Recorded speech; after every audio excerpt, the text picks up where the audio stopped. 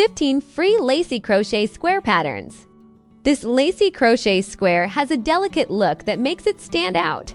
This Lacy crochet square is a beautiful option for anyone who loves making blankets or shawls. This Lacy crochet square is a great project for anyone who wants a mix of floral details and a solid border. It features a circular center that transitions into a square with beautiful cluster stitches and open loops.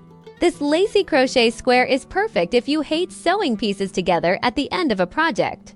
This Lacy crochet square is a wonderful choice for the spring season. This Lacy crochet square has an airy floral center that looks beautiful in any project. It is a stunning choice if you want a lace granny square with a complex, high-end look. This Lacy crochet square is an excellent project for beginners who want to move beyond basic designs. It is perfect for Halloween projects like blankets or bags.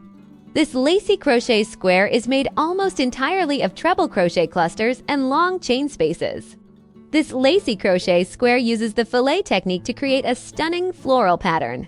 This Lacy crochet square is a fast project that only takes 4 rounds to finish.